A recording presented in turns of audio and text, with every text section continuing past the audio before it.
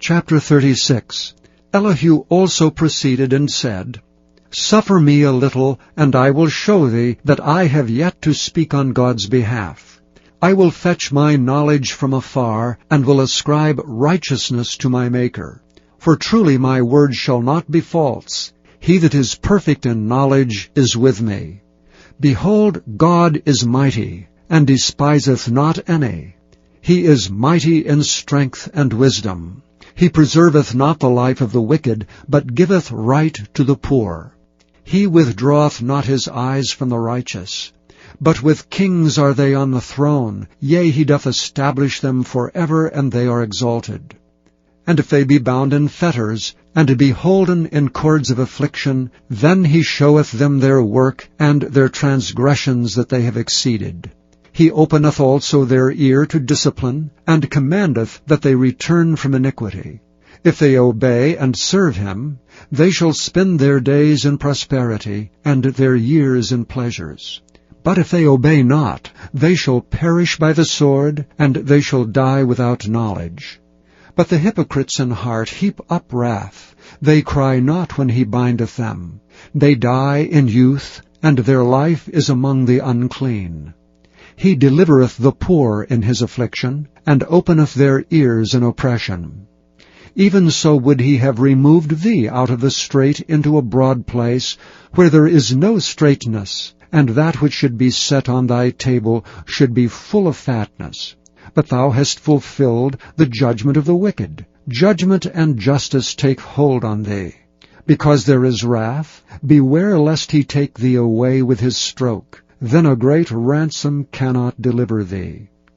Will he esteem thy riches? No, not gold, nor all the forces of strength. Desire not the night when people are cut off in their place. Take heed, regard not iniquity. For this hast thou chosen rather than affliction. Behold, God exalteth by his power. Who teacheth like him? Who hath enjoined him his way? Or who can say, Thou hast wrought iniquity? Remember that thou magnify his work which men behold. Remember that thou magnify his work which men behold. Every man may see it, man may behold it afar off. Behold, God is great. And we know him not, neither can the number of his years be searched out. For he maketh small the drops of water, they pour down rain according to the vapor thereof, which the clouds do drop and distill upon man abundantly. Also can any understand the spreadings of the clouds, or the noise of his tabernacle? Behold, he spreadeth his light upon it, and covereth the bottom of the sea. For by them judgeth he the people, he giveth meat in abundance.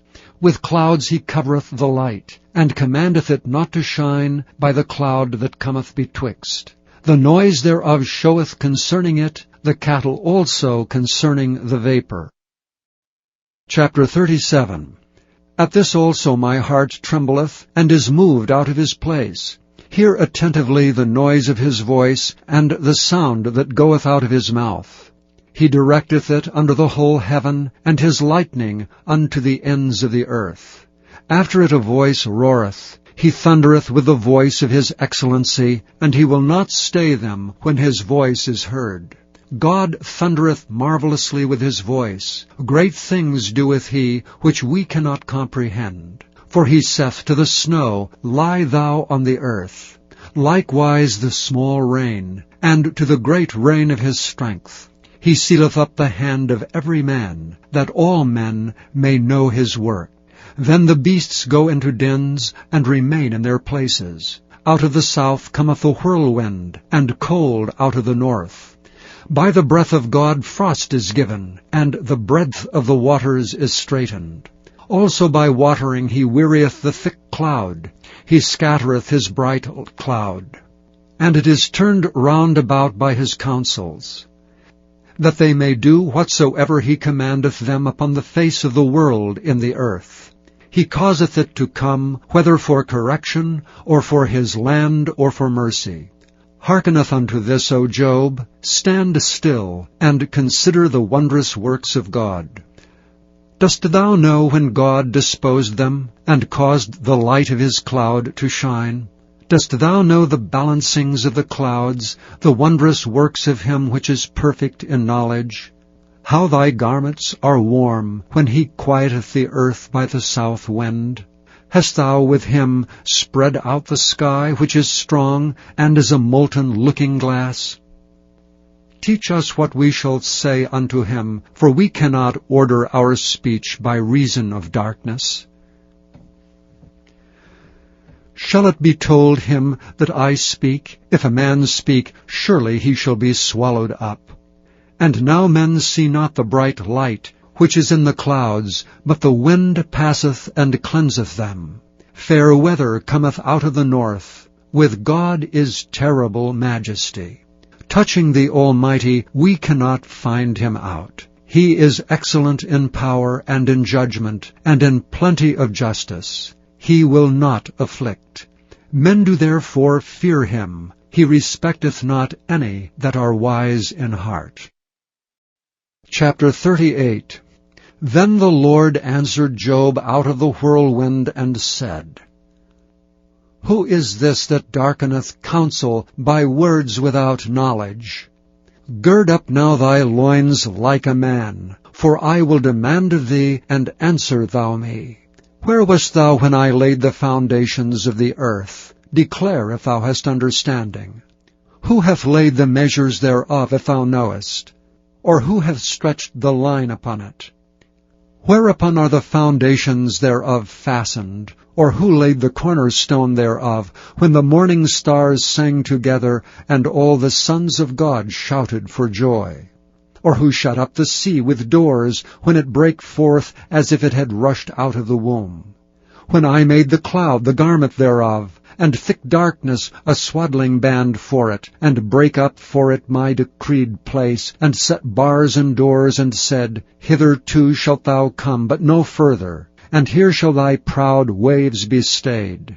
Hast thou commanded the morning since thy days, and caused the dayspring to know his place, that it might take hold of the ends of the earth, that the wicked might be shaken out of it? It is turned as clay to the seal, and they stand as a garment.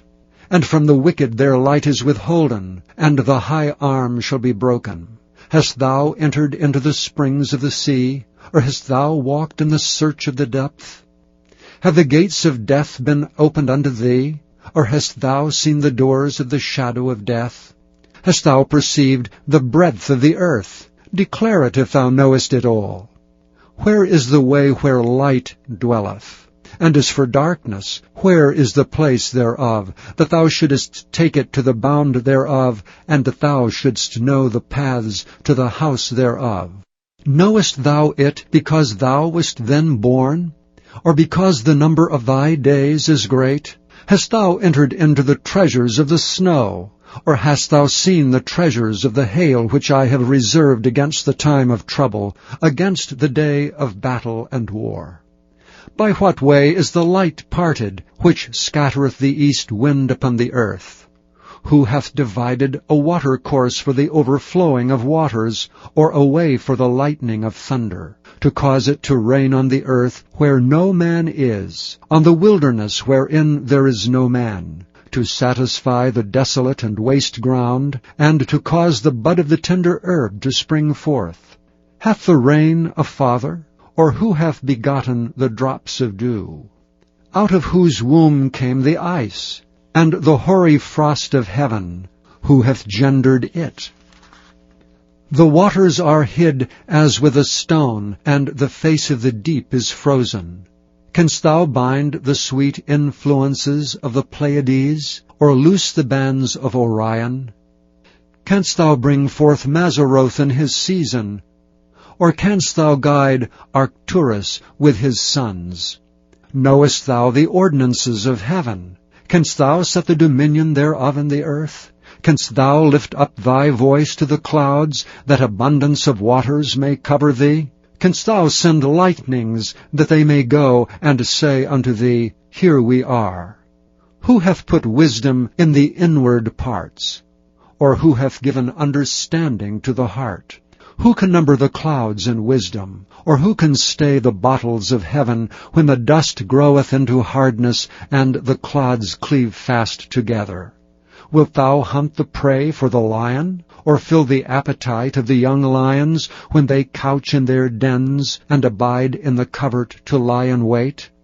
Who provideth for the raven his food? When his young ones cry unto God, they wander for lack of meat. Chapter 39. Knowest thou the time when the wild goats of the rock bring forth? Or canst thou mark when the hinds do calve?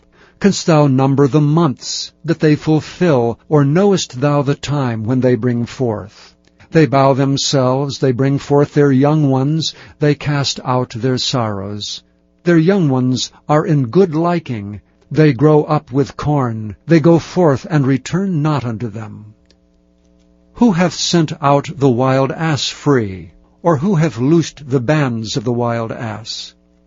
Whose house I have made the wilderness, and the barren land his dwellings. He scorneth the multitude of the city, neither regardeth he the crying of the driver.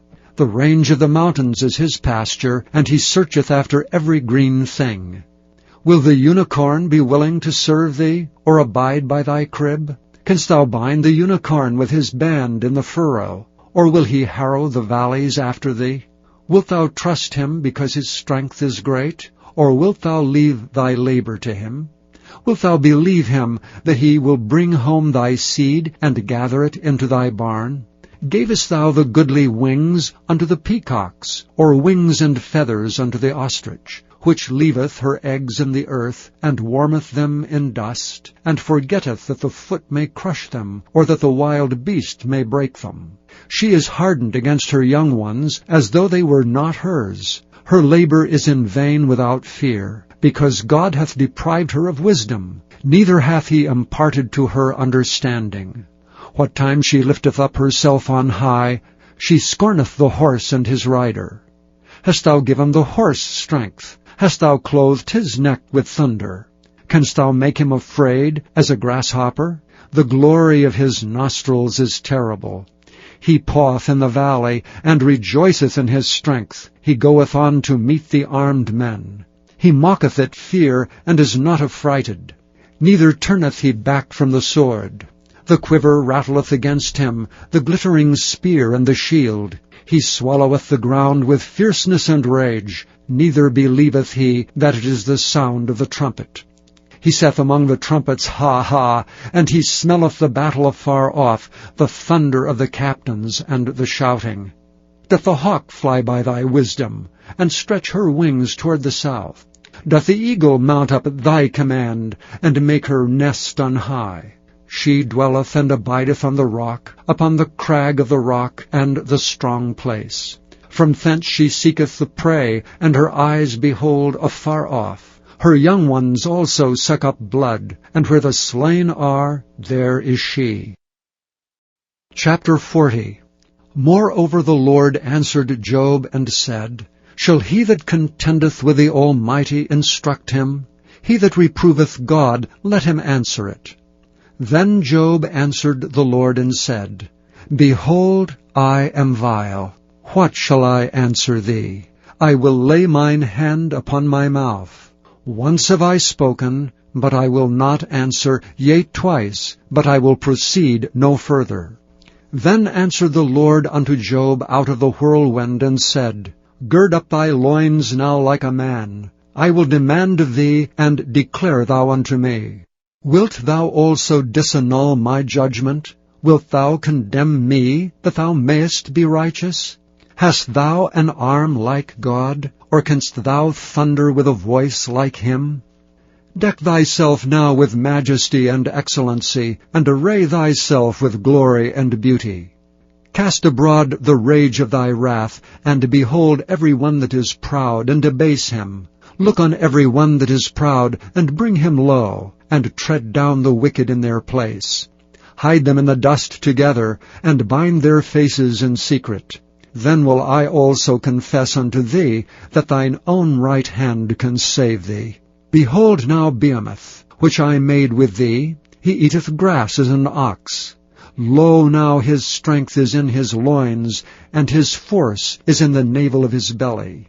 He moveth his tail like a cedar, the sinews of his stones are wrapped together. His bones are as strong pieces of brass, his bones are like bars of iron. He is the chief of the ways of God. He that made him can make his sword to approach unto him. Surely the mountains bring him forth food, where all the beasts of the field play. He lieth under the shady trees, in the covert of the reed and fens. The shady trees cover him with their shadow. The willows of the brook compass him about. Behold, he drinketh up a river, and hasteth not. He trusteth that he can draw up Jordan into his mouth. He taketh it with his eyes. His nose pierceth through snares. Chapter 41. Canst thou draw out Leviathan with an hook, or his tongue with a cord which thou lettest down? Canst thou put an hook into his nose, or bore his jaw through with a thorn? Will he make many supplications unto thee? Will he speak soft words unto thee? Will he make a covenant with thee? Wilt thou take him for a servant forever? Wilt thou play with him as with a bird? Or wilt thou bind him for thy maidens? Shall the companions make a banquet of him? Shall they part him among the merchants? Canst thou fill his skin with barbed irons, or his head with fish spears? Lay thine hand upon him, remember the battle, do no more. Behold, the hope of him is in vain. Shall not one be cast down, even at the sight of him? None is so fierce that dares stir him up. Who then is able to stand before me? Who hath prevented me that I should repay him?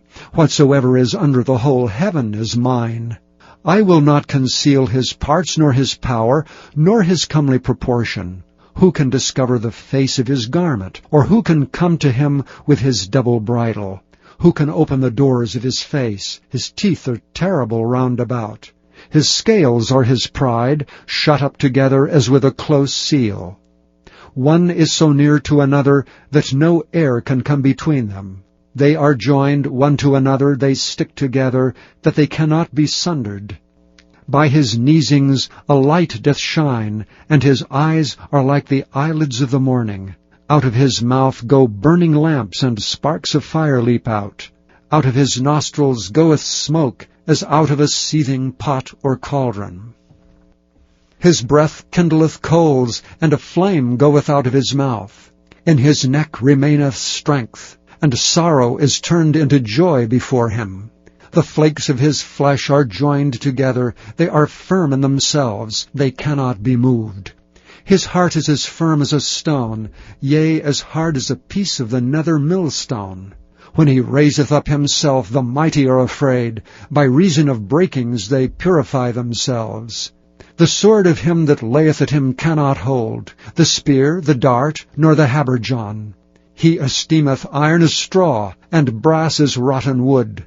The arrow cannot make him flee. Sling stones are turned with him into stubble. Darts are counted as stubble. He laugheth at the shaking of a spear. Sharp stones are under him. He spreadeth sharp-pointed things upon the mire. He maketh the deep to boil like a pot. He maketh the sea like a pot of ointment. He maketh a path to shine after him. One would think the deep to be hoary. Upon earth there is not his like, who is made without fear. He beholdeth all high things. He is a king over the children of pride. Chapter 42. Then Job answered the Lord and said, I know that thou canst do everything, and that no thought can be withholden from thee.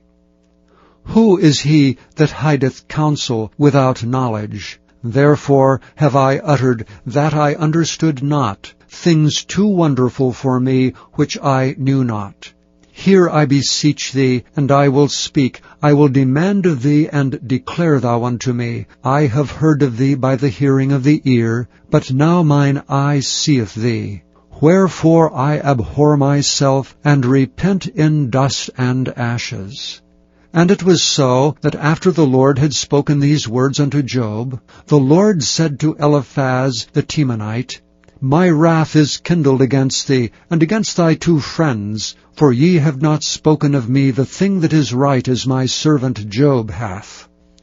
Therefore take unto you now 7 bullocks and 7 rams, and go to my servant Job, and offer up for yourselves a burnt offering. And my servant Job shall pray for you, for him will I accept, lest I deal with you after your folly, in that ye have not spoken of me the thing which is right, like my servant Job.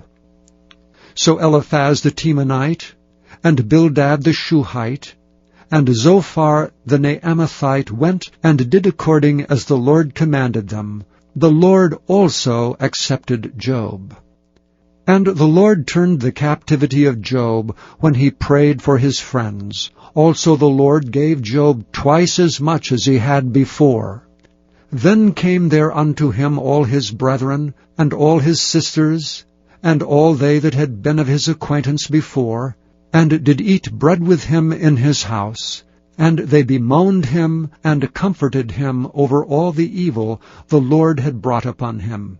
Every man also gave him a piece of money, and every one an earring of gold. So the Lord blessed the latter end of Job more than his beginning. For he had 14,000 sheep, and 6,000 camels, and 1,000 yoke of oxen, and 1,000 she-asses. He had also 7 sons, and 3 daughters. And he called the name of the first Jemimah, and the name of the second Keziah, and the name of the third Kerenhappuch. And in all the land were no women found so fair as the daughters of Job. And their father gave them inheritance among their brethren.